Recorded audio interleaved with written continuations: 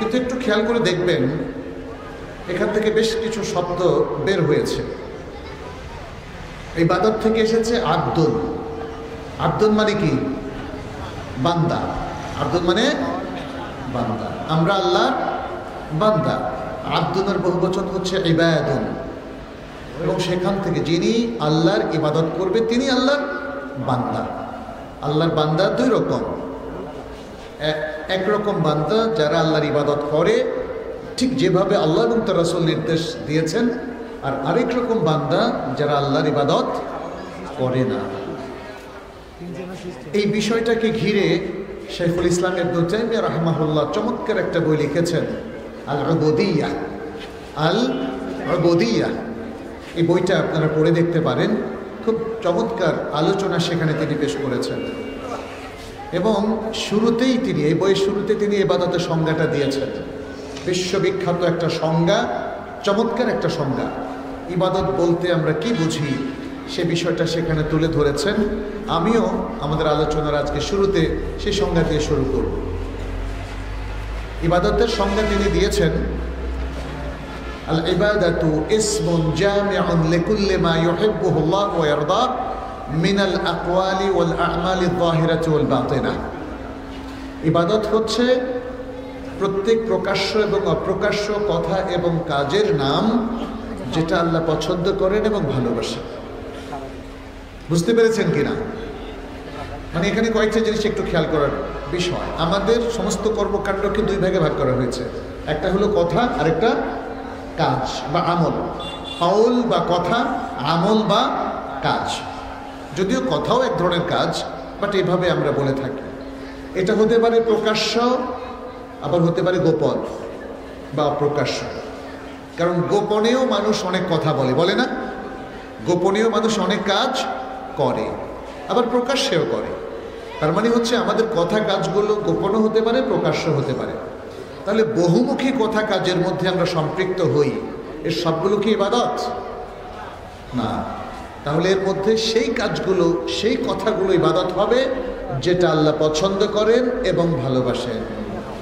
কিভাবে বুঝবো যে আল্লাহ পছন্দ করেন এবং ভালোবাসেন? কেউ কি বলতে পারবেন? কিভাবে বুঝবো যে আল্লাহ তাআলা এই কথাটা ভালোবাসেন অথবা এই আমলটাকে ভালোবাসেন? কোরআন এবং হাদিস দিয়ে। এর বাইরে কি আর কোনো সুযোগ আছে? স্বপ্ন দেখে কি এটাকে বোঝা যায়? অথবা অমুসলিমদের কাছ থেকে কি এটা নির্ধারণ করা যায়? অথবা যারা বিভ্রান্ত মানুষ, নিজেই যার কাছে জ্ঞান নাই, সে কি এটা আমাদেরকে শেখাতে পারবে, বলতে পারবে? পারবে না। প্রিয় ভাইয়ের, আলহামদুলিল্লাহ আপনাদের কাছে সঠিক জ্ঞানটা আছে যে তাহলে আল্লাহ ভালোবাসেন, আল্লাহ পছন্দ করেন, এই আমলটা জানতে হবে আল্লাহর কাছে অথবা তার রাসূল মুহাম্মদ সাল্লাল্লাহু আলাইহি সাল্লামের কাছে। পৃথিবীর আর কোনো মানুষ আমাদেরকে এই সংবাদ দিতে পারে না। এই অথরিটি আর কারো নাই, আমাদের নিজেদেরও নাই, এবং অন্য কোনো ভাবেও এটা আসবে না। আপনি স্বপ্ন দেখলেন, আপনি আপনার উপর ইলহাম হলো, আপনি আপনার কাশফের মাধ্যমে আপনি জানলেন, এই ইবাদতগুলো আসলে এইভাবে আসে না। এই ইবাদতগুলো আসে ওহির মাধ্যমে। কিসের মাধ্যমে? ওহির মাধ্যমে। প্রত্যেকটা ফরজ, ওয়াজিব, সুন্নত, মুস্তাহাব কিসের মাধ্যমে আসে? ওহির মাধ্যমে আসে। ওহির বাইরে কোনো ইবাদত কখনোই সাব্যস্ত হবে না। আল্লাহ সুবহানাহু ওয়া তাআলা সূরাতুদ দারিয়াতের 56 নম্বর আয়াতে স্পষ্ট করে বলে দিয়েছেন, এই ইবাদতের জন্যই আমাদেরকে পাঠানো হয়েছে, এই ইবাদতের জন্যই তিনি আমাদেরকে সৃষ্টি করেছেন। ওয়ামা খালাকতুল জিন্না ওয়াল ইনসা ইল্লা লিয়াবুদুন, এবং আমি জিন এবং ইনসানকে আমার ইবাদতের জন্য সৃষ্টি করেছি। যে ইবাদতের সংজ্ঞা এখানে বলা হলো, ইবাদত মানে হচ্ছে আল্লাহর আনুগত্য, নিরঙ্কুশ আনুগত্য। সালাত একটা ইবাদত, সিয়াম একটা ইবাদত, হজ একটা ইবাদত, কুরবানি একটা ইবাদত। ইবাদতের অনেকগুলো প্রকার আছে।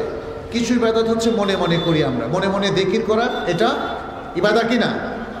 আল্লাহর উপর তাওয়াক্কুল করা ইবাদত, আল্লাহর উপর ঈমান রাখা ইবাদত, আল্লাহকে মন থেকে ভালোবাসা, মাহাব্বা করা ইবাদত, আল্লাহকে ভয় করা ইবাদত। তাহলে দেখা যাচ্ছে যে আমাদের মনের দিক থেকে অনেকগুলো ইবাদত আছে। অনেকগুলো ইবাদত হচ্ছে কাউল, যেমন আপনি কোরআন তেলাওয়াত করলেন, কোরআন তেলাওয়াত মুখ দিয়ে করতে হয়, উচ্চারণ করে করেন, নীরবে করেন আর সরবে করেন, এটা কি ইবাদত? জি, এটা ইবাদত। ঠিক তেমনি আপনি যদি কাউকে সুন্দর কথা বলেন, এটা ইবাদত। ওয়াকুলু লিন্নাসি হুসনা, আল্লাহ তাআলা বলছেন আল কোরআনে, মানুষের জন্য সুন্দর কথা বলো। তাহলে যত ভালো কথা আছে, যে ভালো কথাগুলো হয় আল্লাহ অথবা তার রাসূল সাল্লাল্লাহু আলাইহি ওয়াসাল্লাম আমাদেরকে শিখিয়েছেন, সেটা ইবাদত। আমলের মধ্যে তো অধিকাংশ আমলই আমাদের জানা আছে, ইসলামের বড় বড় রোকন, এবং এর বাইরে দান, খয়রাত, সাদাকা, জনকল্যাণ, ওয়াকফ করলেন ইত্যাদি যত আমল আছে, যেগুলো দ্বারা মানুষ উপকৃত হয়। শুধু মানুষ না, যেগুলো দ্বারা প্রাণীযুগল বা প্রাণীকুল উপকৃত হয়, অথবা আপনি বৃক্ষরোপণ করলেন, এটা একটা ভালো আমল। হাদিস আছে না? এভাবে বিভিন্ন হাদিসের মাধ্যমে যে আমলগুলো সাব্যস্ত হয়, সবগুলো ইবাদত, সবগুলো ইবাদত। সহিহ মুসলিমের একটা বিখ্যাত হাদিস আছে, আপনারা জানেন, যেখানে রাসূলুল্লাহ সাল্লাল্লাহু আলাইহি ওয়াসাল্লাম উল্লেখ করলেন, ভালো কথা ইবাদত। কাউলুন মা'রুফুন সাদাকা ওয়া তালাকাতু ওয়াজহিকা লিআখিকা সাদাকা। আপনি আপনার ভাইয়ের উদ্দেশ্যে সুন্দর সহাস্য বদনে কথা বললেন, তাকে কুশলাদে জিজ্ঞেস করলেন, তার দিকে মুচকি হেসে তাকে অভিবাদন জানালেন, এটা সাদাকা তথা ইবাদত। এমনকি রাসূল সাল্লাল্লাহু আলাইহি ওয়াসাল্লাম এভাবে বলতে বলতে তিনি একসময় বললেন, ওয়াফি বুদ'i আহাদিকুম সাদাকা, আর তোমাদের কারো লজ্জাস্থানের মধ্যেও ইবাদত রয়েছে, সাদাকা রয়েছে, সওয়াবের কাজ রয়েছে। সাহাবায়ে কেরাম জিজ্ঞেস করলেন, ইয়া রাসূলুল্লাহ, আমাদের কেউ একজন তার স্ত্রীর সাথে দাম্পত্য সম্পর্কে মিলিত হবে, আর এতে সওয়াব কেন হবে? এটা তো সে তার কামনা বাসনা চরিতার্থ করলো। রাসূল সাল্লাল্লাহু আলাইহি ওয়াসাল্লাম বললেন, যদি এটা সে অবৈধভাবে করত তাহলে পাপ হতো কিনা? তিনি কি সুন্দর করে বুঝিয়ে দিলেন। সকলেই বললেন, হ্যাঁ, তা তো পাপ হতো। তাহলে যদি বৈধভাবে করে তাহলে কি সওয়াব হবে না? এভাবে ইসলাম আমাদের সামনে ইবাদতটাকে অনেক অনেক বড় করে দিলেন, অনেক বিস্তৃত করে দিলেন। ইবাদত শুধুমাত্র সালাত, সাওম, হজ, যাকাতের মধ্যে নির্ধারিত নয়, সেগুলো বড় বড় ইবাদত, কিন্তু এর বাইরে জীবনের প্রত্যেকটা ক্ষেত্রে ইবাদতের একটা সুযোগ আল্লাহ সুবহানাহু ওয়া তাআলা রেখে দিয়েছেন। আর সেটাই হচ্ছে প্রত্যেকটা কাজের ক্ষেত্রে আপনি ভাববেন যে আল্লাহ তাআলা এটা পছন্দ করেন কিনা, এই যে কাজটা করছি এটা কি আল্লাহ তাআলা পছন্দ করেন কিনা, এটা কি আল্লাহ তাআলা ভালোবাসেন কিনা। এখন প্রশ্ন হচ্ছে, পাপ করে কি ইবাদত করা যায়?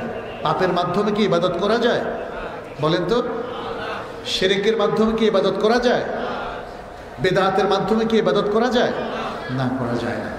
কারণ শিরক হচ্ছে পৃথিবীর সবচেয়ে ভয়াবহতম পাপ। আর পাপ হচ্ছে সেই কাজ যেটা আল্লাহরও অবাধ্যতা, নবী সাল্লাল্লাহু আলাইহি সাল্লামেরও অবাধ্যতা, অবাধ্যতার মধ্য দিয়ে কোনো ইবাদত করা যায় না। আর বেদাত হচ্ছে সুন্নাহর বিপরীত অবস্থান। আমরা বললাম ইবাদত সাব্যস্ত হবে কোরআন সুন্নাহ দিয়ে, তাহলে সুন্নাহর বিপরীত যে অবস্থান, যে আমল, সেটা হলো বেদাত। আপনি একটা আমল চালু করলেন যে আমলের পক্ষে কোনো দলিল নাই। যেমন বললেন যে রাত 10টায় এই জায়গায় এই পিলারটার কাছে যদি কেউ 10 মিনিট দাঁড়িয়ে থাকে তাহলে তার 1000 সওয়াব হবে। এই কথাটা কি গ্রহণযোগ্য? তাহলে এটা কি হবে? বেদাত হবে। কেউ একজন যদি বলে যে আমরা তো এতদিন রুকুর মধ্যে পড়েছি সুবহান রাব্বিয়াল আযীম, আর সাজদার মধ্যে পড়েছে সুবহান রাব্বিয়াল আলা, এখন একটু এক্সচেঞ্জ করব, রাজি হবেন? কেন রাজি হবেন না? কারণ হাদিসের মধ্যে রাসূলুল্লাহ সাল্লাল্লাহু আলাইহি ওয়াসাল্লাম আমাদেরকে রুকুর মধ্যে পড়তে বলেছেন কি? সুবহান রাব্বিয়াল আযীম। আমরা এটার বিপরীতটা করতে পারি না। আর সাজদার মধ্যে যেটা পড়তে বলেছেন সেটাই আমরা পড়ব। সালাতের মধ্যে আমরা শুরুতে তানার পরে কি পড়ি? সূরাতুল ফাতিহা। আর তাশাহুদের সময় কি পড়ি? তাশাহুদ বা আত্তাহিয়াতু পড়ি। এখন কেউ যদি বলে আত্তাহিয়াতুর জায়গায় আমরা সূরা ফাতিহা পড়ব আর সূরা ফাতিহার জায়গায় তাশাহুদ পড়ব, গ্রহণযোগ্য হবে? কেন হবে না? আমি সেই পয়েন্টে আপনাদের সামনে একটু হাইলাইট করতে চাচ্ছি। কারণ হলো আল্লাহ এবং তার রাসূল সাল্লাল্লাহু আলাইহি ওয়াসাল্লাম যেভাবে প্রেসক্রাইব করেছেন, প্রেসক্রিপশন দিয়েছেন, সেইভাবে আপনাকে মানতে হবে। যেভাবে আপনি ডাক্তারের কাছে গেলে যে ওষুধটা সে প্রেসক্রাইব করে, লিখে দেয়, প্রেসক্রিপশনটা দেয়, আপনি কি সেটা ফলো করেন না? করেন। তাহলে এটা কি মানে আল্লাহ এবং তার রাসূলের মর্যাদা কি ডাক্তারের মতো নাকি আরো বেশি? অনেক বেশি। কিন্তু কি নির্মম পরিহাস, আমরা ডাক্তারের কথা খুব কেয়ারফুলি মানি, কিন্তু আল্লাহর কথা কেয়ারফুলি মানি না। আল্লাহ কি ঘুষ খেতে বলেছেন? সুদ চুরি করতে বলেছেন? দুর্নীতি, অন্যায়, জুলুম? তাহলে এগুলো কেন করছে আমাদের সমাজের মানুষেরা? তাহলে আল্লাহর কথা কি মানা হচ্ছে? হচ্ছে না। প্রিয় ভাইরা, এইভাবে অন্যায় করার মধ্য দিয়ে আল্লাহর ইবাদত হয় না, আল্লাহর আনুগত্য হয় না। তার মানে হচ্ছে সমাজে যদি এই কাজগুলো বেড়ে যায় তখন জীবনের লক্ষ্যের বিপরীত অবস্থানে আমরা চলে যাই, যেটি আল্লাহ সুবহানাহু ওয়া তাআলা বলছেন, ওমা খালাকতুল জিন্না ওয়াল ইনসা ইল্লা লিয়াবুদুন। জীবনের লক্ষ্যমাত্রা নির্ধারণ করে দেওয়া হয়েছে ইবাদতকে, অথচ আমরা ইবাদতের বিপরীত অবস্থানে কাজ করছি। আজকে বাংলাদেশের মাঠে আপনারা দেখবেন বেদাত হয় কি হয় না বলেন? প্রচুর বেদাত হয়, কবরকে ঘিরে হয়, মাজারকে ঘিরে হয়। আমি নিজ চোখে বহু জায়গায় দেখেছি মানুষ মাজারের সামনে দাঁড়িয়ে পূর্ব দিকে সেজদা করছে। জিজ্ঞেস করলে বলে এটা আল্লাহর জন্য যে সেজদা সেটা না। তাহলে এটা কোনটা? বলে এটা সম্মানজনক সেজদা। মানুষকে সম্মানজনক সেজদা করতে পারে? আল্লাহ বান্দাদেরকে তখন ফেরেশতাদেরকে যে নির্দেশ দিয়েছিলেন আদমকে সেজদা করতে, এটা ফরজ ছিল কারণ আল্লাহ নির্দেশ দিয়েছেন। কিন্তু আল্লাহ কি মানুষকে অপশন দিয়েছেন যে তোমরা গায়রুল্লাহর জন্য সেজদা করতে পারবে? আল্লাহ কি মানুষকে অপশন দিয়েছেন যে তোমরা গায়রুল্লাহর জন্য রুকু করতে পারবে, সালাত পড়তে পারবে? প্রিয় ভাইরা, মনে রাখবেন তাহলে ইবাদত এটা কার জন্য খাস? আল্লাহর জন্য খাস। আল ইবাদাতু লা তুসরাফু ইল্লা লিল্লাহ। ইবাদত আল্লাহ ছাড়া আর কারো জন্য করা যায় না। ইবাদতের কিছু মূলনীতি নিয়ে আমি একটু কথা বলি, তারপরে কিছু আয়াত এবং হাদিস আপনাদের সামনে পেশ করবো ইনশাআল্লাহ। ইবাদতের প্রথম মূলনীতিটা হচ্ছে আল ইবাদাতু তাওকিফিয়া। ইবাদত হলো ওহী নির্ভর।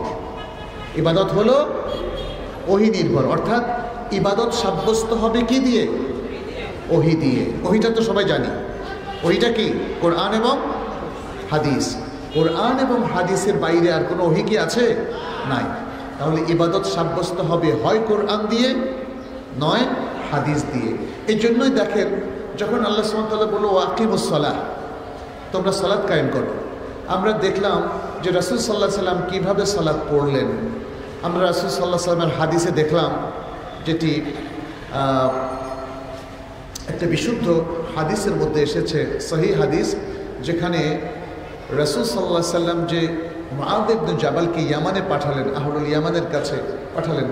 এই হাদিসটা আব্দুল্লাহ ইবনে আব্বাস রাদিয়াল্লাহু তাআলা আনহু থেকে বর্ণিত। সেখানে তিনি বললেন যে তুমি আহলুল কিতাবের একদল মানুষের কাছে যাচ্ছ, তুমি প্রথম তাদেরকে আহ্বান করবে কিসের দিকে? তাওহীদের দিকে। তারা যদি সেটা মেনে নেয়, তারপর তুমি তাদেরকে সালাতের কথা জানাবে। فأخبرهم أن الله سبحانه وتعالى فرض عليهم 5 صلوات في اليوم والليلة। তুমি তাদেরকে জানিয়ে দাও যে আল্লাহ দিনে এবং রাতে তাদের উপর 5 ওয়াক্ত সালাত ফরজ করেছেন। কয় ওয়াক্ত? 5 ওয়াক্ত। আজকের যুগে কেউ যদি মনে করেন যে আমরা এখন সময় বেড়েছে, সুযোগ বেড়েছে, 6 ওয়াক্ত পড়ব, সুযোগ আছে? 1 ওয়াক্ত বাড়ানোর সুযোগ আছে? আবার কেউ যদি বলে আজকের সমাজে ব্যস্ততা বেড়ে গেছে, তাহলে আমরা 4 ওয়াক্ত পড়বো, 1 ওয়াক্ত পড়বো না, এটা সুযোগ আছে? প্রিয় ভাইয়ের কোনো সুযোগ নাই। ওয়াক্ত অদল বদলের সুযোগ আছে? কেউ যদি বলেন যে আমরা এখন আসর আগে পড়বো তারপরে জোহর পড়বো, সুযোগ আছে?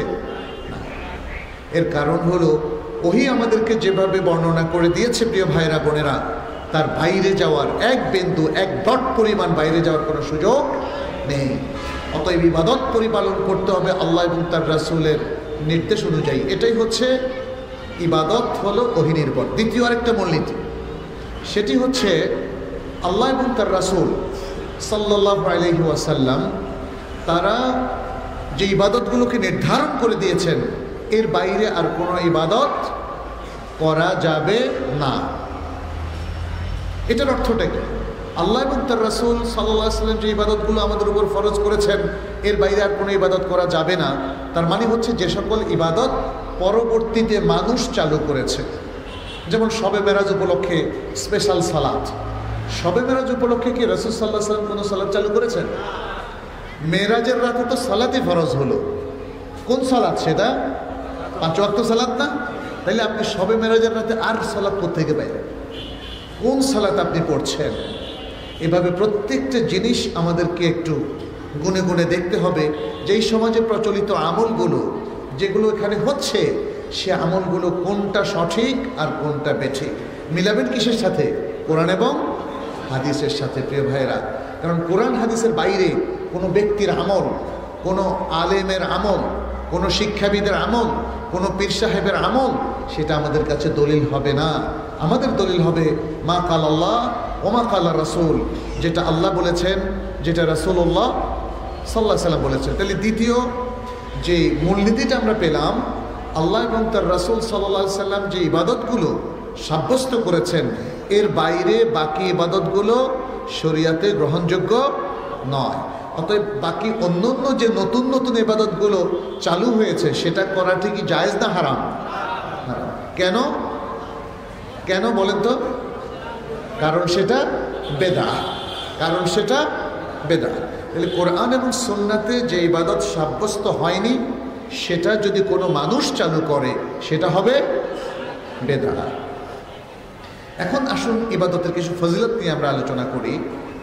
আমরা দেখি যে আল্লাহ সুবহানাহু ওয়া তাআলা তার যতগুলো উপাধি আছে তার মধ্যে সবচেয়ে উত্তম উপাধি হিসাবে গ্রহণ করেছেন বান্দাকে। বান্দা, আব্দ। বান্দার আরবি শব্দ কি? আব্দ। যেমন তিনি সূরা বনী ইসরাঈলের শুরুতে বলেছেন সুবহানাল্লাযী আসরা বিআবদিহি লাইলা মিনাল মাসজিদিল হারাম ইলাল মাসজিদিল আকসা। তিনি বলেছেন পবিত্র মহান সেই সত্তা যিনি তার বান্দাকে রাত্রে পরিভ্রমণ করিয়েছেন মসজিদুল হারাম থেকে মসজিদুল আকসা। তাহলে তার বান্দাকে এখানে মুহাম্মদ সাল্লাল্লাহু আলাইহি সাল্লাম। আল্লাহ সুবহানাহু ওয়া তাআলা এভাবে তার অনেক প্রিয় বান্দাদেরকে, নবী এবং রাসূলদেরকে তিনি এভাবেই ডেসক্রাইব করেছেন তার বান্দা হিসাবে। যেমন নবী সাল্লাল্লাহু আলাইহি সাল্লাম তিনিও বলেছেন যে নাসারারা যেভাবে ঈসা ইবনে মারিয়ামকে অনেক বেশি প্রশংসা করে অতিরঞ্জন করেছিল, তোমরা আমাকে সেভাবে অতিরঞ্জন করো না, বরং তোমরা আমার ব্যাপারে বলো আব্দুল্লাহি ওয়া রাসূলুহু, আল্লাহর বান্দা এবং রাসূল। দেখেন আল্লাহর বান্দার কথাটা আগে। নবী রাসূলরাও তারা পছন্দ করতেন এটা যে আমরা সবার আগে কি আল্লাহর বান্দা, তারপরে রাসূল। প্রিয় ভাইরা, অতএব আমাদেরকে চেষ্টা করতে হবে আল্লাহর বান্দা হওয়ার জন্য। এখানে একটা জিনিস আপনাদেরকে আমি উল্লেখ করব আপনাদের উদ্দেশ্যে, সেটা হলো মানুষকে আল্লাহ তাআলা 3টা উপাদান দিয়ে বানিয়েছেন। কয়টা উপাদান? 3টা। একটা হলো রূহ। রূহ আছে কি নাই? আছে। আরেকটা হলো আকল এবং আরেকটা হলো জিসম। রূহ আত্মা, যেটা কবজ করলে মানুষ আর এই পৃথিবীতে বেঁচে থাকে না, সে মারা যায়, তখন তার দাফন কাফনের ব্যবস্থা করতে হয়। রূহটা কীরকম এটা দেখা যায় না, এটা আমরা জানি না। কোরআনে আল্লাহ সুবহানাহু ওয়া তাআলা বলছেন ইয়াসআলুনাকা আনির রূহ, তোমাকে তারা রূহ সম্পর্কে জিজ্ঞেস করে। কুলির রূহু মিন আমরে রাব্বি, বলো রূহ আমার রবের নির্দেশ। ব্যাস, এর বেশি ব্যাখ্যা রূহ নিয়ে আসলে করাটা কঠিন। তবে রূহ নিয়ে আমাদের উলামায়ে কেরাম, মুহাক্কিক উলামায়ে কেরাম অনেক আলোচনা করেছেন। ইমাম ইবনুল কাইয়্যিম রাহিমাহুল্লাহ তার একটা কিতাবের নামই হচ্ছে রূহ, আপনারা সেটা পড়ে দেখতে পারেন। এখানে যেটা লক্ষণীয় যে মানুষের যেহেতু রূহ আছে, রূহেরও একটা গেজা আছে, আকল আছে, আকলেরও একটা গেদা আছে, জেসেম আছে, জেসেমেরও একটা গেদা আছে। খাদ্য কিন্তু সবার খাদ্য একরকম না। আমরা যে খাদ্য মানুষ হিসাবে খাই, গরুর খাদ্য একটু অন্যরকম না, বাঘের খাদ্য আবার আরেক রকম, কুমিরের খাদ্য অন্যরকম। তাহলে সবার খাদ্য একরকম না। আমার রূহের খাদ্য আলাদা, আকলের খাদ্য আলাদা, আর জেসেমের খাদ্য আলাদা। আল্লাহ সুবহানাহু ওয়া তাআলা মানুষের জন্য ইসলামকে দিয়েছেন। ইসলামের এই পুরো প্রোগ্রামের মধ্যে রুহের খাদ্য আছে, আকলের খাদ্য আছে, জেসেমের খাদ্য আছে। প্রিয় ভাইরা, যদি ইবাদতের এই মূল কোর্সটা, প্রোগ্রামটা আমরা ভালো করে বুঝতে পারি, তাহলে জিনিসগুলো আমাদের সামনে স্পষ্ট হয়ে যাবে।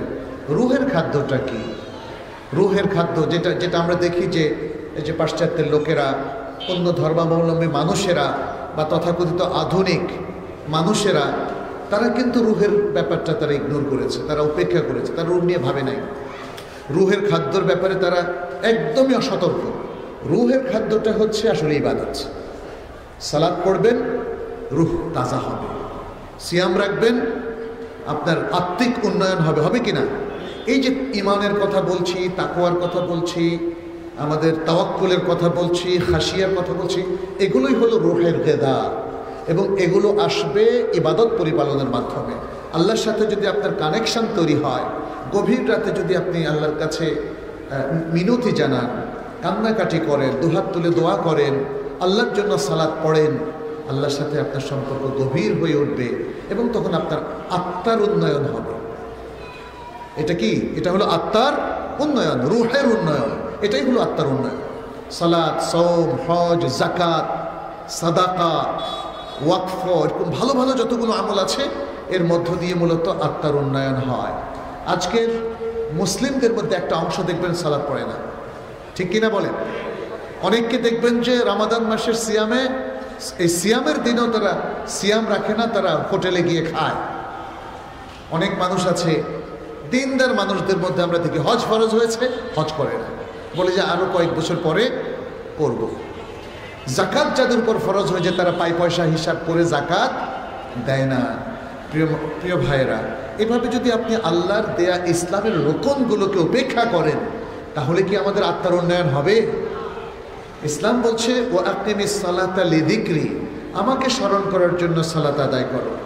ও আকিমিস সালাতা ইন্নাস সালাতা তানহা আনিল ফাহশাই ওয়াল মুনকার, সালাত কায়েম করো, কারণ সালাত মানুষকে ফাহশা, অশ্লীলতা, মুনকার এবং অন্যায় থেকে বিরত রাখে।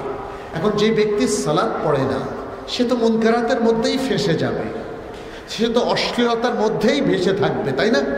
এইভাবেই আত্মার উন্নয়ন থেকে মুসলিমদের একটা বড় গোষ্ঠী, একটা বড় সংখ্যা, তারা আত্মার উন্নয়ন থেকে তারা মাহরুম হচ্ছে, বঞ্চিত হচ্ছে। প্রিয় ভাইয়েরা, সুতরাং আত্মার উন্নয়নের জন্যই আমাদেরকে ইবাদতের খোরাকটা দিতে হবে। আকলের উন্নয়নের জন্য আমরা কি করব? ইসলাম আমাদেরকে যে কয়েকটা দিয়েছে তার মধ্যে আকল অন্যতম, এবং আকলের হেফাজত করার জন্য ইসলাম নির্দেশ দিয়েছে। এবং আকল যাতে নষ্ট না হয় সেই জন্য ইসলাম আমাদেরকে বলেছে সুন্দর চিন্তা করতে, আকলটাকে কাজে লাগাতে, মাদকদ্রব্য ব্যবহার না করতে, সেবন না করতে, মদ না খেতে, বলেছে কিনা এগুলো, যাতে করে মানুষের আকল কোনোভাবেই নষ্ট না হয়। খারাপ জিনিস দেখে, নাটক সিনেমা দেখে যেন সে তার চিন্তাগত ক্ষতির সে মুখোমুখি না হয়, সেই জন্য ইসলাম বারবার আকলকে সম্বোধন করেছে। ফাতাবিরু ইয়া উলিল আবসার, হে বুদ্ধিমান লোকেরা, হে চক্ষুষ্মান লোকেরা, তোমরা শিক্ষা গ্রহণ করো। আল্লাহ তাআলা কোরআনের মধ্যে লিকাউমি ইয়াকিলুন বলেছে না? এভাবে আল্লাহ তাআলা যারা আকলমান জাতি তাদেরকে আল্লাহ তাআলা অ্যাড্রেস করেছে আকলকে কাজে লাগানোর জন্য। এখানে খুব সূক্ষ্ম একটা জিনিস আছে, সেটা আমাদেরকে একটু মনে রাখতে হবে।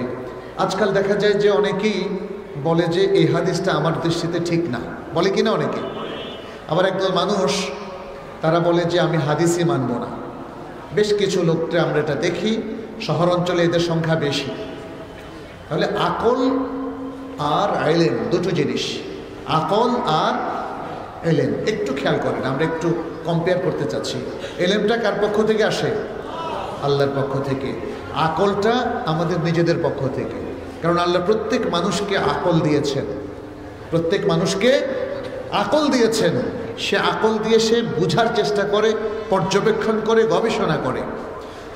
আমি যদি আমার গবেষণা করি, আমার একটা মত তৈরি হয়, তাহলে এর মধ্যে যদি এলেম আর আকলের মধ্যে সংঘর্ষ দেখা দেয়, তখন কোনটা মানবো আমরা? বলেন তো, এলেম নাকি আকল? এলেম। আলহামদুলিল্লাহ, আপনারা তো এলেমের জায়গায় আছেন, বুঝতে পেরেছেন।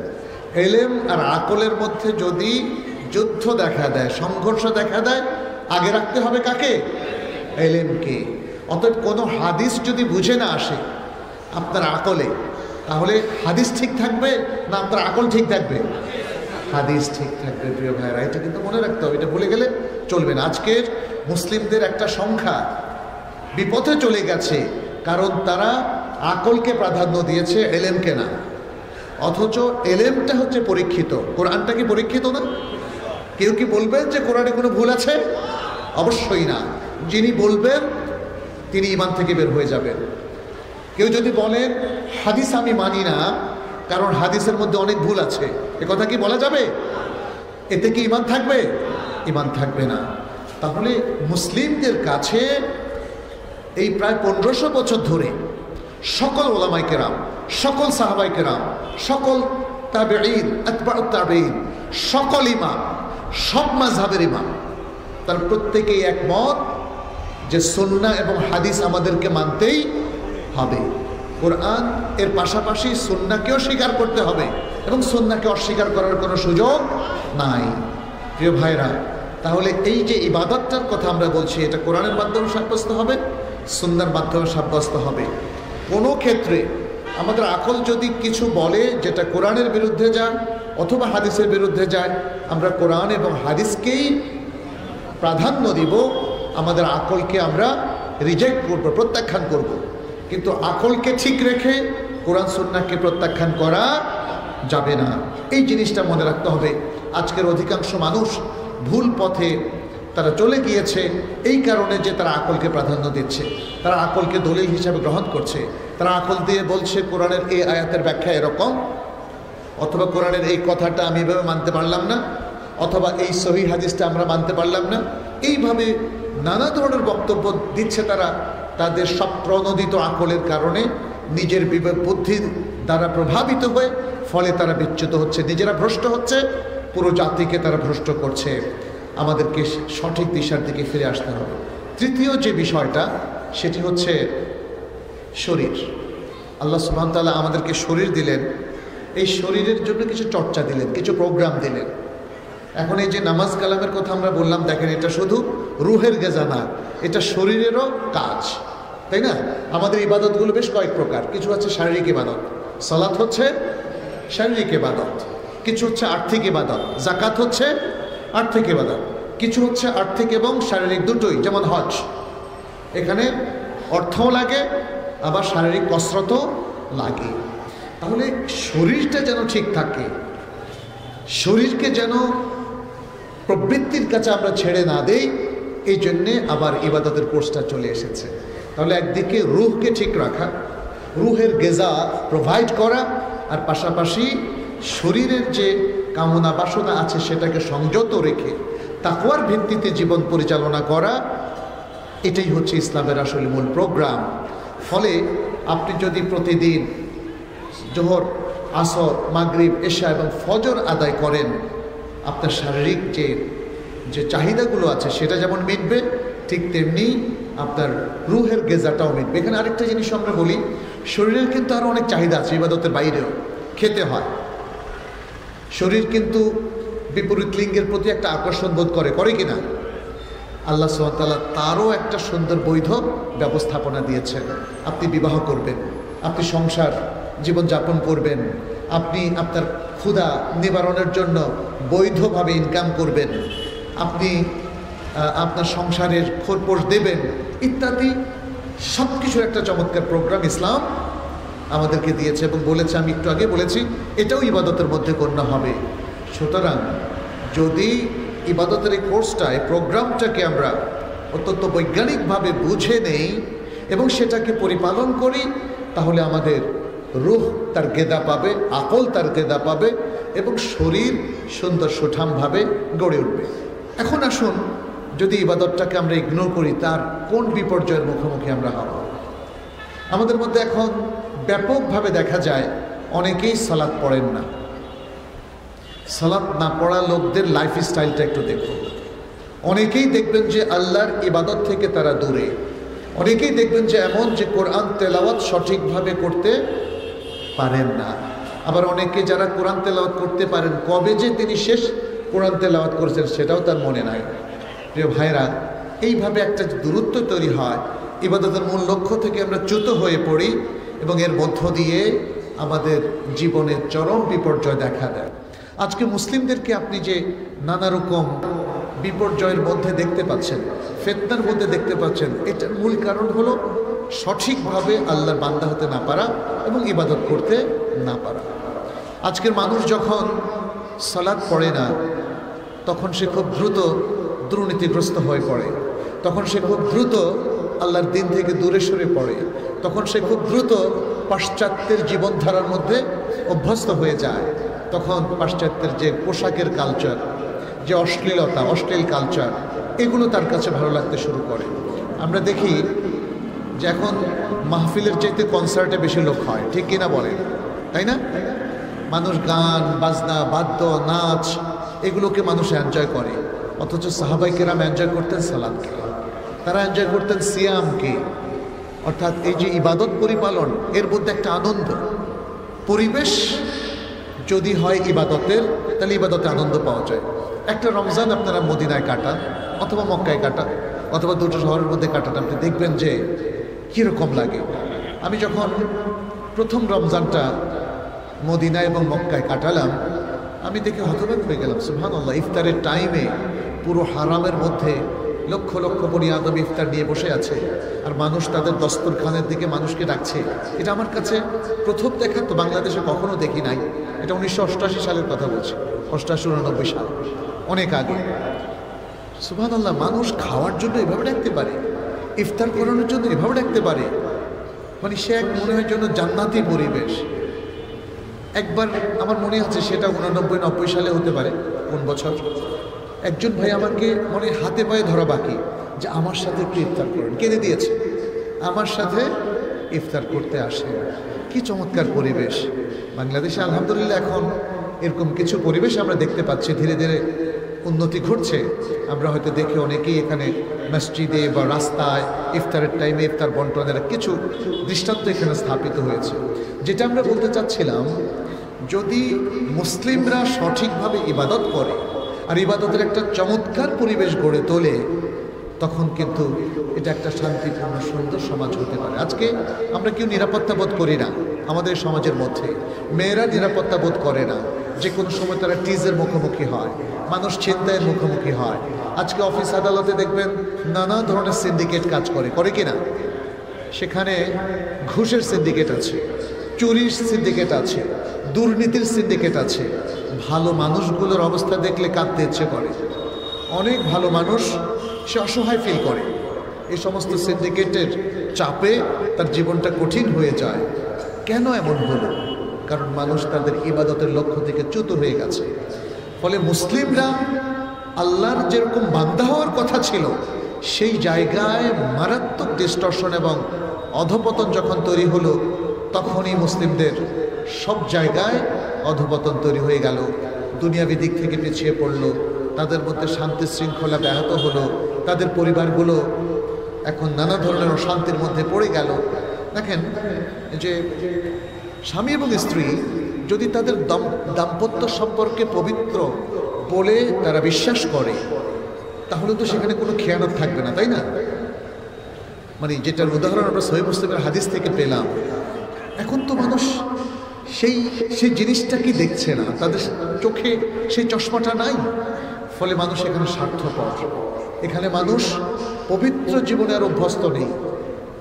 ইসলামের এই বিধানগুলো যিনি মেনে চলবেন, তার জীবনটা থাকবে পবিত্র। আর যদি এই বিধানগুলো না মেনে চলেন, তখন জীবনটা অপবিত্র হয়ে যাবে। তার ভুরি ভুরি উদাহরণ আছে। যে কথাটা একটু আগে আমি বললাম, যে আল্লাহওয়ালা মানুষ যে আল্লাহকে ভয় পায়, প্রকাশ্যেও ভয় পায়, অপ্রকাশ্যেও ভয় পায়, সে কি কোনোদিন অন্যায় করবে? সে ইচ্ছে করে কোনোদিন কোনো অন্যায় করবে না, কোনো জুলুম করবে না, মানুষের হক মেরে খাবে না, আল্লাহর হক নষ্ট করবে না। তাহলে বান্দার হক সে কী করে নষ্ট করতে পারে?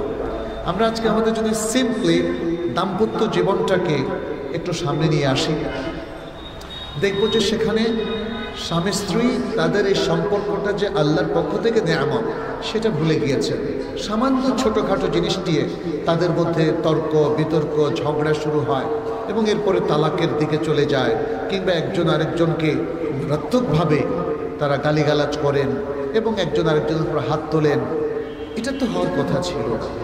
আপনারা দেখেন রাসূল সাল্লাল্লাহু আলাইহি ওয়াসাল্লামের পবিত্র জীবনটা, তার তো অনেক স্ত্রী ছিল, সেই জায়গায় স্ত্রীদের সাথে তার ইন্টারাকশন, ইফকের ঘটনা, আয়েশা রাদিয়াল্লাহু তাআলা আনহার ঘটনা, একজন স্ত্রীর ব্যাপারে মানুষ কথা ছড়াচ্ছে, সেখানে স্বামী হিসেবে তার কি স্থৈর্য ধৈর্য, তিনি অপেক্ষা করছিলেন কবে ওহী আসবে এবং প্রমাণিত হবে যে আয়েশা রাদিয়াল্লাহু তাআলা আনহা নির্দোষ, এবং সেটা প্রমাণিত হলো।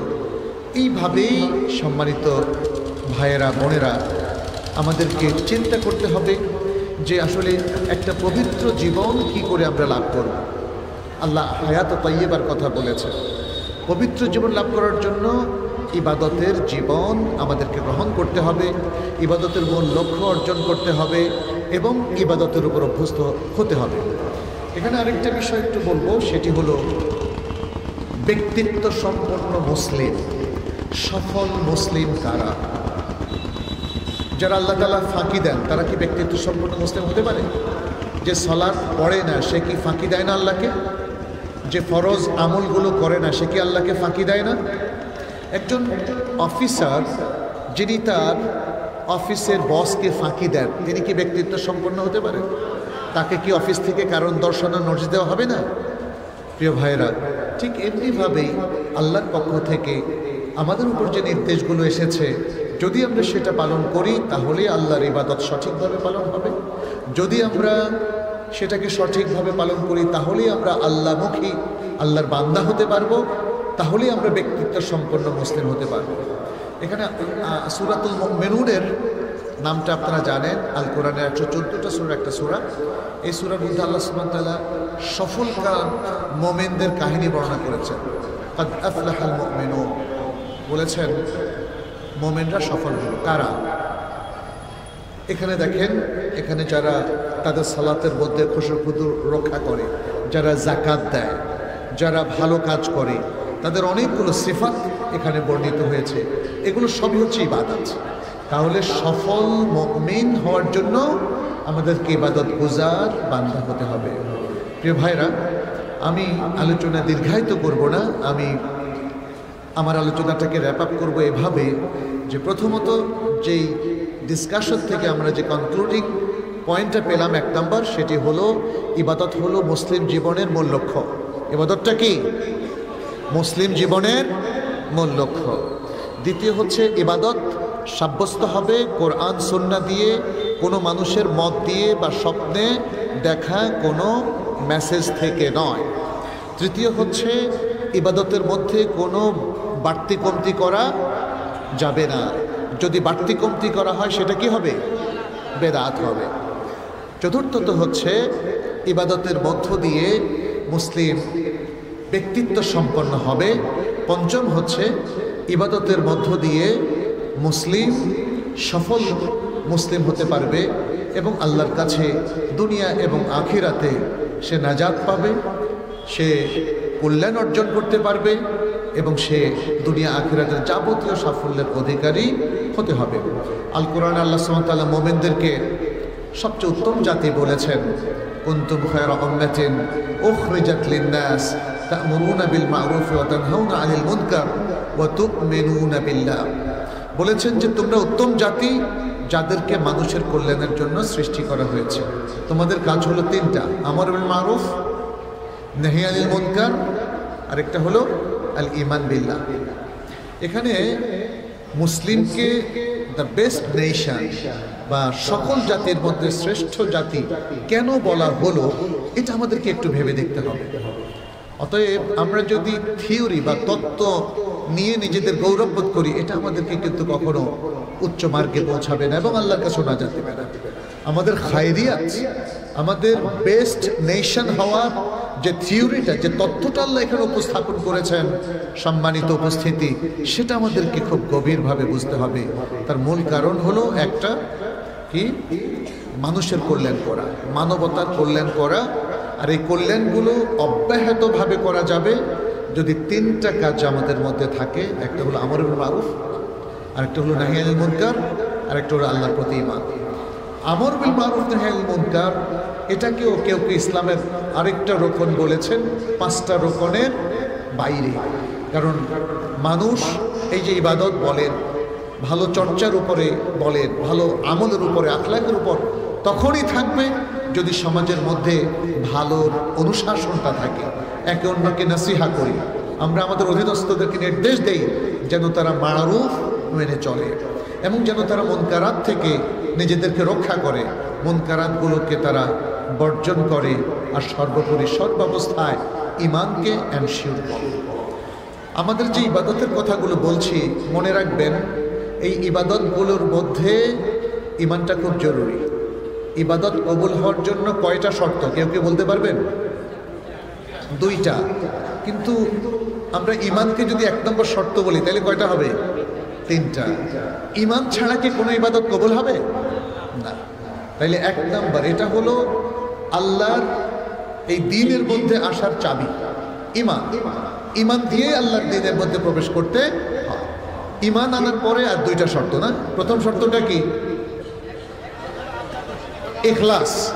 প্রথম শর্তটা হলো আল ইখলাসু লিল্লাহ, আল্লাহর জন্য। যত ইবাদত কার জন্য?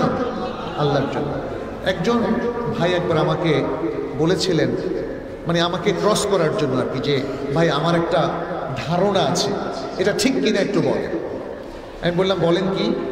বললো যে আমরা ফরজ কাজগুলো আল্লাহর জন্য করি, আর নফল আর সুন্নতগুলো রাসূলুল্লাহ সাল্লাল্লাহু আলাইহি ওয়াসাল্লামের জন্য করি। এটা কি ঠিক আছে? কেন ঠিক নাই? কারণ সকল ইবাদত আল্লাহর জন্যই করতে হবে। এটাই ইখলাসের অর্থ। সকল ইবাদত কার জন্যে? আল্লাহর জন্যে। প্রিয় ভাইরা, আপনি যে একজনকে এক গ্লাস পানি খাওয়ালেন, সওয়াবের আশা কার কাছে করবেন? আল্লাহর কাছে। আপনি একজন মানুষের উপকার করলেন, সওয়াব কার কাছে পাবেন? আল্লাহর কাছে। সালাত কার জন্য পড়বেন? সিয়াম কার জন্য রাখবেন? হজ কার জন্য করবেন? ওমরা কার জন্য করবেন? এগুলো কিন্তু আল্লাহ তাআলা আলাদা আলাদা করে বলে দিয়েছেন। বলেছেন ও আতিমুল হজ্জ ওয়াল উমরাতা লিল্লাহ, তোমরা হজ এবং ওমরা আল্লাহর জন্য পরিপূর্ণ করো। ও আকিমিস সালাতা লিযিকরি, আমাকে স্মরণ করার জন্য সালাত পড়ো। এভাবে এই যে কুল ইন্না সালাতি ওয়া নুসুকি ওয়া মাহইয়ায়া ওয়া মামাতি লিল্লাহি রাব্বিল আলামিন। দেখেন সব কিছু এখানে বলে দেওয়া হলো কার জন্য? আল্লাহর জন্য। এটা হলো ইখলাস। এটা হলো ইখলাস। এখন কেউ যদি সালাত পড়ে কাউকে দেখানোর জন্য, এটা হবে কি? রিয়া। এই রিয়া হলে তার সালাত কি কবুল হবে? কেউ যদি যাকাত দেয় দেখানোর জন্য, অনেকে লাইন ধরে যাকাত দেয়, তাই না?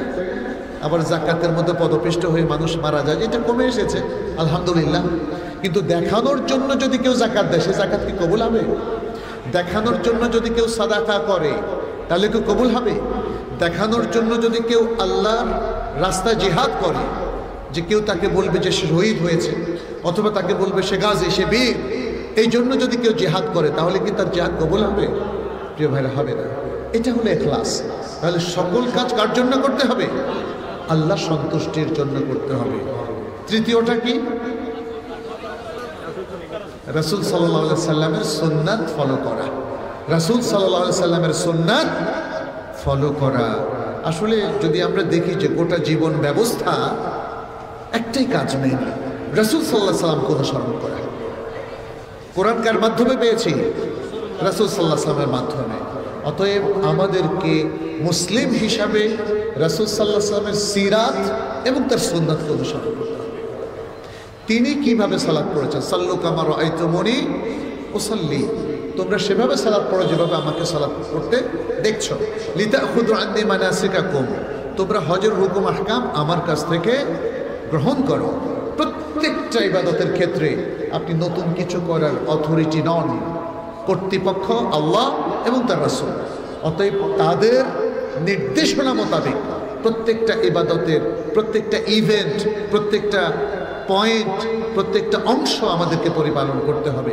তাহলে এই 3টা প্রধান শর্ত আমাদেরকে পরিপালন করতে হবে। 1 নম্বর ঈমান, 2 নম্বর ইখলাস, 3 নম্বর হলো রাসূলুল্লাহ সাল্লাল্লাহু আলাইহি সাল্লামের সুন্নাহর অনুসরণ। প্রিয় ভাইরা, এই যে আমরা মাদ্রাসায় পড়ছি দাওরায়ে হাদিস, কি পড়ছি সেখানে? হাদিসটা আমাদের জন্য খুব গুরুত্বপূর্ণ। এবং এর আগেও হাদিস পড়ানো হয়, শুধু দাওরা হাদিসের সময় না, বা মাদ্রাসায় ফাজল কামেলে না, তার আগেও হাদিস পড়ানো হয়। মিশকাত তারও আগে পড়ানো হয় না? পড়ানো হয়। কেন পড়ানো হয়? পড়ানো হয় যাতে এই হাদিসগুলো পড়ে আমরা দিনদার হতে পারি, আমরা দ্বীনের সমস্ত আমলকে বুঝে নিতে পারি, আমরা আল্লাহর ভালো বান্দা হওয়ার জন্য ইবাদতটাকে সঠিকভাবে আদায় করার পদ্ধতি জেনে নিতে পারি। অতএব ইবাদত যেন তেনভাবে পালন করলে হবে না। ইবাদত আপনাকে উইথ সিনসিয়ারিটি, ইখলাসের সাথে এবং সুন্নাহর অনুকরণ করেই পালন করতে হবে। আমরা অনেকে রুটিন কাজ হিসাবে ইবাদত পালন করি, বাবার কাছে শিখেছি, মায়ের কাছে শিখেছি। এটা আমাদের ট্র্যাডিশন এই সেন্সে না, এটা হলো আমাদের ফরজ, অব্লিগেশন, করতেই হবে। এই ইবাদত থেকে আমরা দূরে থাকলে আসলে আল্লাহর ভালো বান্দা হতে পারবো না।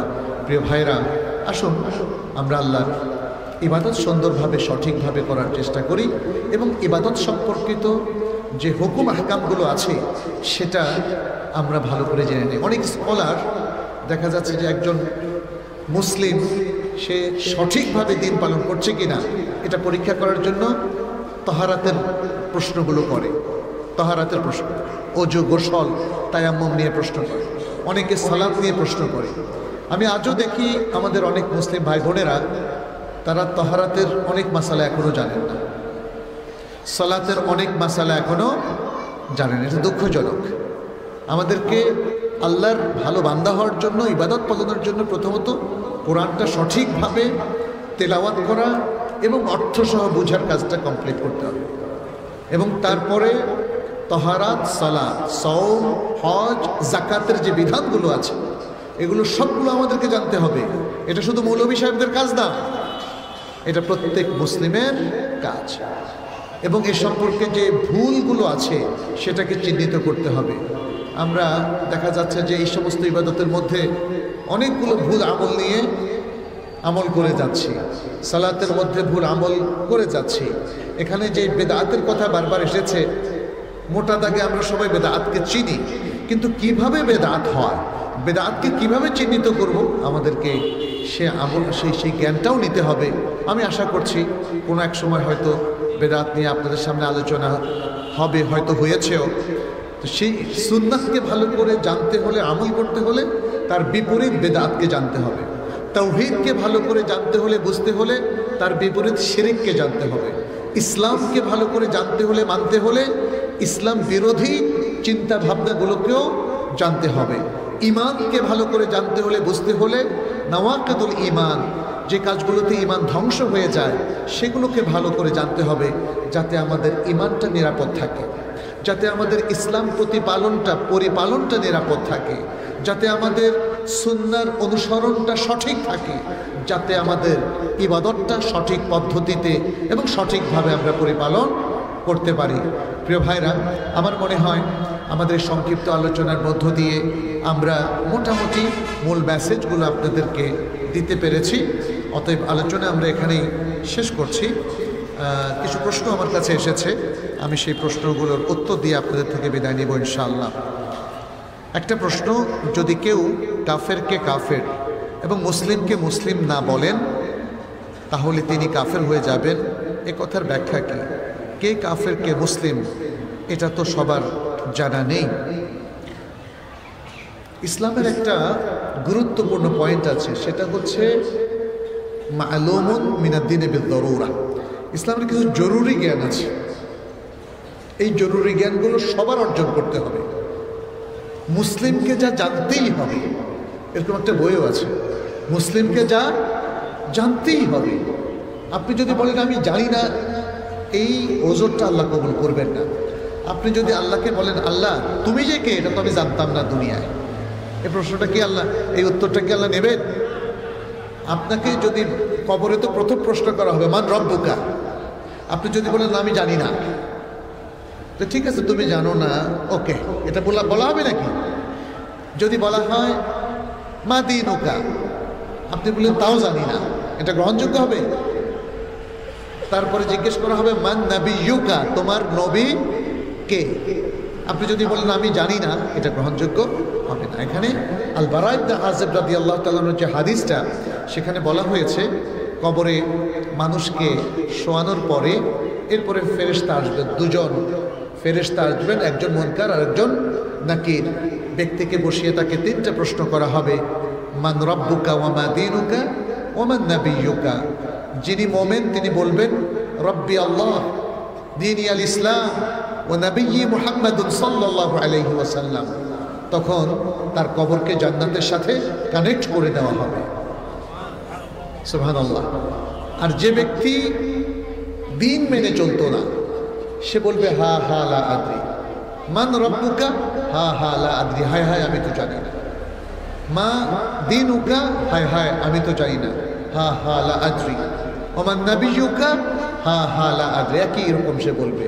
সে দুনিয়াতে যতই মুখস্থ করুক সেখানে সে মনে রাখতে পারবে না। তখন আল্লাহ সুবহানাহু ওয়া তাআলা ফেরেশতাদেরকে বলবেন তার জন্য জাহান্নামের সাথে তার কবরকে কানেক্ট করে দাও। তখন জাহান্নামের শাস্তির সে ভোগ করতে থাকবে সেই কিয়ামত পর্যন্ত, হাসরের মাঠে পুনরুত্থিত হওয়া পর্যন্ত। তাহলে বোঝা গেল যে ইসলামের কিছু জরুরি জ্ঞান আছে, ওই জ্ঞানটুকু আপনাকে অর্জন করতেই হবে। কোরআন আল্লাহর কিতাব, এটাও জানতে হবে। হাদিস আমাদেরকে মানতে হবে, এটাও জরুরি জ্ঞান। আর জরুরি জ্ঞানের মধ্যে আছে কোরআন হাদিস বিরোধী নিয়ম কানুনগুলো কি, কোন কাজ করলে ঈমান ধ্বংস হয়ে যায়, কোন কাজ করলে ইসলাম ধ্বংস হয়ে যায়, কোন কাজ করলে চির জাহান্নামে হয়ে পড়বে, সেগুলো বর্জন করার জন্য এটাও জরুরি জ্ঞান। এই জন্য এই কথাটা বলা হয়েছে। কোনটা কুফরি এটা আপনাকে আমাকে জানতে হবে, কোনটা শিরক পৌত্তলিকতা এটা আমাকে আপনাকে জানতে হবে। জানার পরে আপনি যদি বলেন পূজা মণ্ডপে যে পূজা হয় এটা ঠিক আছে ইসলামের দৃষ্টিতে, তাহলে কি ইসলাম থাকবে? থাকবে না। যে সমস্ত পৌত্তলিকতা শিরকি কর্মকাণ্ড হয়, যদি আপনি সেগুলোকে জাস্টিফাই করেন, বলেন যে এগুলো ঠিক আছে, আমাদের ইসলামও ঠিক আছে, ইসলাম থাকবে? এটাই বলা হয়েছে। যে কাফেরকে কাফির মনে করে না, যে মুশরিককে মুশরিক মনে করে না, যে মনে করে তাদেরটাও ঠিক আমাদেরটাও ঠিক, তাহলে তার ঈমান থাকবে না। বিদায় বেলায় মোরে দিও গো দেখা হে প্রিয় রাসূল, এই গজল কি বলা যাবে? আমাদের দেশে যত ইসলামী সঙ্গীত, গান, গজল, কবিতা আছে, এগুলোকে রিভাইজ করার দায়িত্ব মাদ্রাসাগুলোকে নিতে হবে। আমরা শুধু পড়ালেই হবে না, বাজারে প্রচলিত ইসলামের সাথে রিলেটেড যা কিছু আছে এগুলোকে যাচাই বাছাই করে সেই গবেষণাটা আমাদের জনগণের উদ্দেশ্যে দিতে হবে। তা না হলে জনগণের একটা দলকে তলেবল হিসেবে গঠন করব, আর অধিকাংশ মানুষ ভুল ধারণা নিয়ে থাকবে। রাসূলুল্লাহ সাল্লাল্লাহু আলাইহি সাল্লামকে তার কবরের সামনে ছাড়া কোথাও সম্বোধন করা জায়েজ নাই।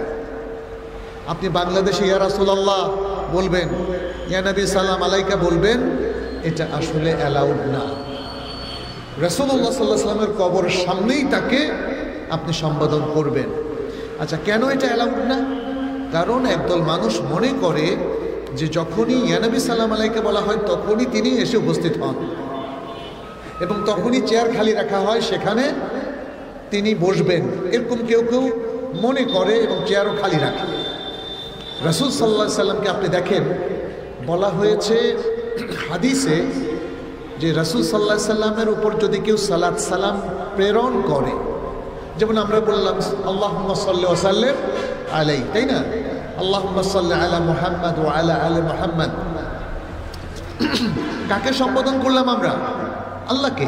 হে আল্লাহ, তুমি সালাত সালাম পেশ করো, প্রেরণ করো নবী মুহাম্মদ সাল্লাল্লাহু আলাইহি ওয়াসাল্লামের উপরে এবং তার পরিবার পরিজনের উপরে। তাহলে আমরা কি ইয়া নবী বললাম? এখানে দুরুদে ইব্রাহিমের মধ্যে ইয়া নবী আছে না, এটা তাহিয়াতুর মধ্যে আছে, সেটা তৌকিফি। যেহেতু আসসালামু আলাইকা আইয়ুহান নবী, এইটা শুধু সেখানে করতে হবে, যেহেতু এটা ওহী দ্বারা প্রমাণিত। কিন্তু আর অন্য জায়গাগুলোতে আল্লাহুম্মা সাল্লি ওয়া সাল্লিম আলাইহি, আল্লাহুম্মা সাল্লি আলা মুহাম্মদ, এভাবেই সালাম পাঠ করতে হবে দূর থেকে। হাদিসে এসছে, তিনি বলেন যদি কেউ আমার উপর সালাত সালাম পেশ করে তাহলে আল্লাহ আমার উপর রূহ দিয়ে দেন এবং আমি তার সালাম এর উত্তর দিই। তাহলে এটা রাসূল সাল্লাল্লাহু আলাইহি ওয়াসাল্লামের ক্ষেত্রে বলা হয়েছে। অতএব আপনি বিদায় বেলায় মোরে দিও গো দেখা হে প্রিয় রাসূল, এটা কিন্তু তাকে সম্বোধন করা হলো এবং রাসূলের কাছে কিছু চাওয়া হলো। হে রাসূল, আপনি আমাকে দেখা দিয়েন। রাসূলকে কি এটা বলা যাবে? তার কবরের পাশে গিয়ে বলা যাবে? বলা যাবে না। রাসূল সাল্লাল্লাহু আলাইহি সাল্লাম ইনকাতা আনিদ দুনিয়া, দুনিয়া থেকে তার পাট চুকে গেছে। এখন রাসূলের সাথে আমাদের করণীয়টা কি? তার সুন্নাহকে ইত্তেবা করা, তার সুন্নাহ বিষয়ক, তার হাদিসগুলোকে অনুসরণ করা, সেগুলো পড়া, বুঝা এবং আমল করা। কিন্তু রাসূলের সাথে কোনো কানেকশন তৈরি করবেন আপনি, কেউ কেউ বলে তিনি নাকি হাত বাড়িয়ে দেন, হ্যান্ডশেক করেন, এগুলো কি বিশ্বাস করা যাবে? এগুলোকে বিশ্বাস করা যাবে না। অতএব আমি মনে করি যে সমস্ত, যেমন আমি আরেকটা গান শুনেছিলাম, গানটার চরণ আমি ভুলে গেছি, তবে অর্থটা মনে আছে যে ইয়া মোহাম্মদ বেহেশত হতে খোদাকে পাওয়ার পথ দেখাও। ইয়া মোহাম্মদ বেহেশত হতে খোদাকে পাওয়ার পথ দেখাও। হেদায়েত চাইতেছে কার কাছে? মুহাম্মদ সাল্লাল্লাহু আলাইহি ওয়াসাল্লামের কাছে। শিরক না বলেন তো? স্পষ্ট শিরক। অথচ ছোট সময়ে এই গানটা কতবার যে শুনলাম এরকম মাহফিলে, আল্লাহু আকবার। এগুলো আসলে আমি বলবো মাহফিল কর্তৃপক্ষকে, আপনাদের সামনে যে গজলগুলো পেশ করা হবে, প্লিজ এগুলোর কথাগুলো আগে পরীক্ষা করে নেন। আপনারা যদি যে কোনো গজলকে অ্যালাউ করেন তাহলে সমস্যা তৈরি হবে। কারণ যে কোনো মাদ্রাসার মাহফিল এটা খুব খুব গুরুত্বপূর্ণ। এখান থেকে যে মেসেজটা যাবে মানুষ সেটাকে গ্রহণ করবে। ফলে যে গজল, যে ইসলামী গানগুলো এখানে পেশ করা হবে সেটা অবশ্যই তৌহিদ ভিত্তিক হতে হবে, শিরক মুক্ত থাকতে হবে, কুফরি মুক্ত থাকতে হবে, বেদাত মুক্ত থাকতে হবে। কোরআন তেলাওয়াতের পরে সাদাকাল্লাহুল আযীম বলা যাবে কিনা? আচ্ছা, কোরআন তেলাওয়াতের পরে রাসূল সাল্লাল্লাহু আলাইহি সাল্লাম কি সাদাকাল্লাহুল আলিয়্যুল আযীম বলেছেন? বলেননি। সাদাকাল্লাহুল আযীম অথবা সাদাকাল্লাহুল আলিয়্যুল আযীম এই কথাটা কখনোই বলা যাবে, আমরা সেটা বলি না। কখনোই বলা যাবে না, এটা আমরা কখনো বলি না। আল্লাহ সত্য বলেছেন, তা আল্লাহ তো সত্যই বলেন নাকি? কিন্তু আপনি যখন প্রতিবার কোরআন তেলাওয়াতের পরে এটাকে নিয়ম করে ফেললেন, তাহলে কি চালু করে দিলেন না একটা নিয়ম? দেখতে হবে এই নিয়ম কি কোনো সাহাবী চালু করেছেন কিনা, এই নিয়মটা কি কোনো তাবেঈ চালু করেছেন কিনা, এই নিয়মটা কি কোনো ইমাম চালু করেছেন কিনা। কারণ আমাদের সামনে সব ইমামদের জীবনী আছে। ইমাম আবু হানিফা রাহিমাহুল্লাহ কতবার কোরআন তেলাওয়াতের পরে সাদাকাল্লাহুল আযীম অথবা সাদাকাল্লাহুল আলিয়্যুল আযীম বলেছেন। তথ্যটা উপস্থাপন করেন, এই তথ্যের খবর কারো নাই, কেউ খবর প্রয়োজন বোধ করছেন না। আসলে হচ্ছে কি, আমাদের সমাজে যখন এরকম নিয়মগুলো চালু হয় আমরা এটাকে ইসলাম ধরে নিই, মনে করে নিই এটাই সঠিক। ফলে ধীরে ধীরে অনেক বেদাত এই সমাজের মধ্যে প্রতিষ্ঠিত হয়ে গেছে। এই সমস্ত ক্ষেত্রে আমাদেরকে সতর্ক হতে হবে। প্রত্যেকটা আমলের ক্ষেত্রে, রসম রেওয়াজের ক্ষেত্রে, বিশেষ করে যেগুলো ইবাদতের সাথে রিলেটেড, যেমন সালাতের আগে পরে যেগুলো রিলেটেড, হ্যাঁ, অনেকগুলো আমল আছে না? দেখবেন যে অনেকেই জায়নামাজে দাঁড়িয়ে জায়নামাজের দোয়া পড়ে, ইন্নী ওয়াজ্জাহতু ওয়াজহিয়া লিল্লাযী, তাই না?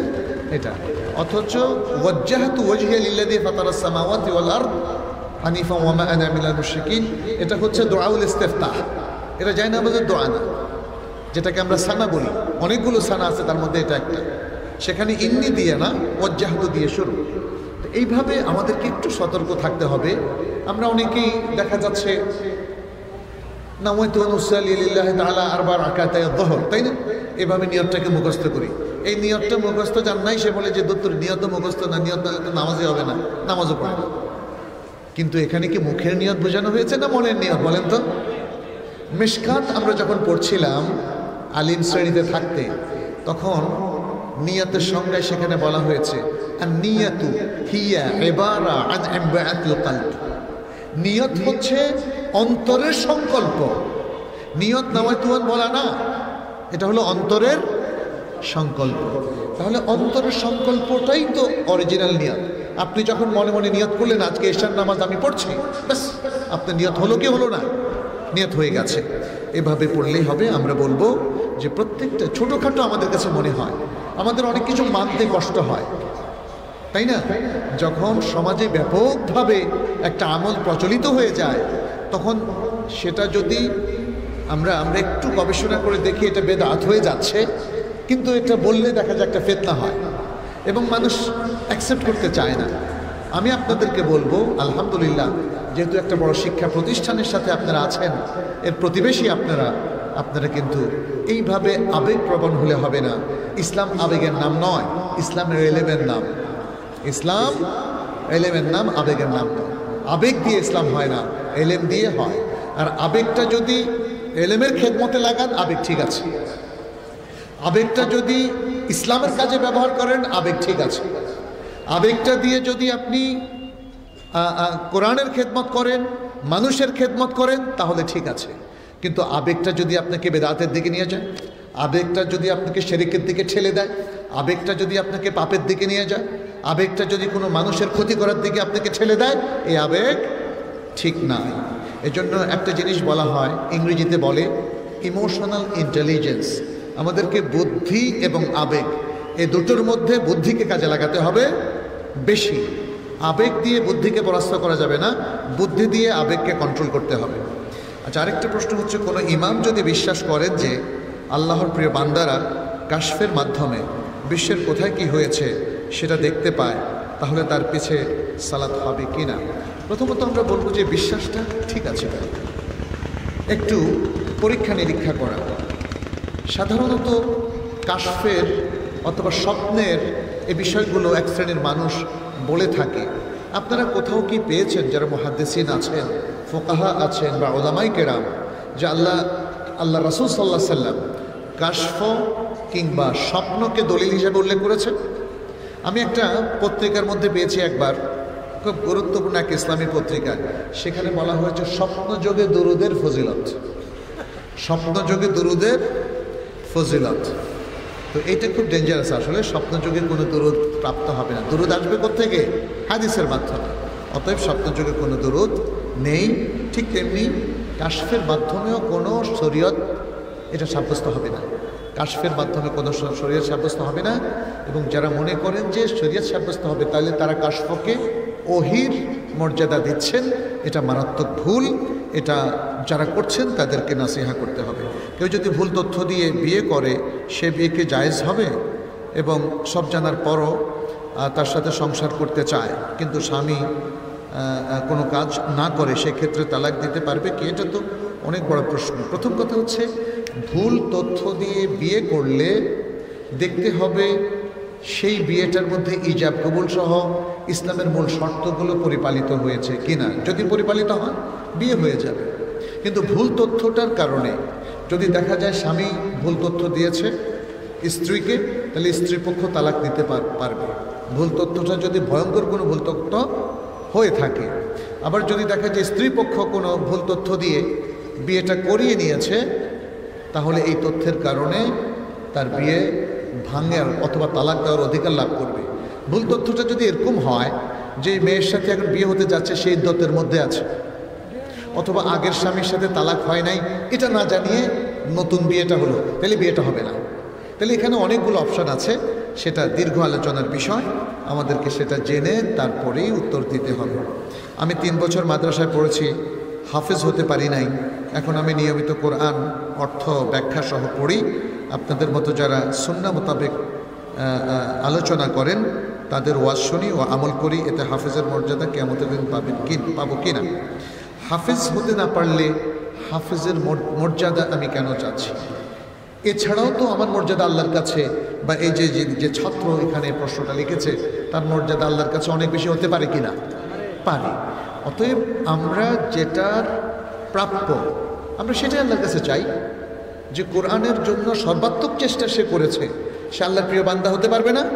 অবশ্যই হতে পারবে। এবং তারপর সে কোরআনের ব্যাখ্যা পড়ছে, কোরআন যে আমল করছে, চেষ্টা করছে, মুহাক্কিক উলামায়ে কেরামের আলোচনা শুনছে। আমরা দোয়া করি এই ছাত্রের জন্য, আল্লাহ যেন তাকে অনেক মর্যাদা দেন, দুনিয়া আখিরাতে কামিয়াবি করেন, এবং তাকে আল্লাহ তার নৈকট্যপ্রাপ্ত বান্দাদের অন্তর্ভুক্ত করে নেন। আমিন। শেষ প্রশ্ন, প্রতিবেশী আমাদের উপর মিথ্যা অপবাদ করে বেড়ায়, তারা কবিরাজে বিশ্বাসী। কবিরাজ বলেছে আমরা তাদের উপর জাদু করেছি, তাই তারা সম্পর্ক ছিন্ন করেছে, এদের কি ঈমান থাকবে? আসলে আমাদের সমাজে অনেক মিথ্যুক কবিরাজরা আছে। আমরা খুব অল্প এদিক ওদিক প্রবলেম দেখলেই কবিরাজে বিশ্বাস করি। আমি বহু লোককে দেখেছি, তারা একটু সমস্যা বেশি থাকলে বলে যে আমার উপর কেউ জাদু টোনা করেছে। এবং আরও ভয়াবহ হচ্ছে, সুনির্দিষ্টভাবে তার কোনো আত্মীয়কে সে মনে করে উনি আমার উপর জাদু টোনা করেছেন। এটা বড় ধরনের অপবাদ। এটা কুফরি হবে না, কিন্তু এটা বড় ধরনের অপবাদ কবিরা গুনাহের মধ্যে পড়বে। আর সম্পর্ক ছিন্ন করা এটাও কবিরা গুনাহ, সম্পর্ক ছিন্ন করাটাও কুফরের মধ্যে পড়বে না। এই জিনিসগুলো থেকে আমাদের এই ভাইকে তওবা করতে হবে, যারা একটা অনুমানের উপর ভিত্তি করে তারা সম্পর্ক ছিন্ন করেছেন। আল্লাহ তাআলা সূরা আল হুজরাতের মধ্যে বলেছেন, ইয়া আইয়ুহাল্লাযীনা আমানু ইজতানিবু কাসীরাম মিনায-যন্নি ইন্না বা'দায-যন্নি ইসমুন। হে ঈমানদার লোকেরা, তোমরা অধিক ধারণা করা থেকে বিরত থাকো, কিছু কিছু ধারণা পাপ।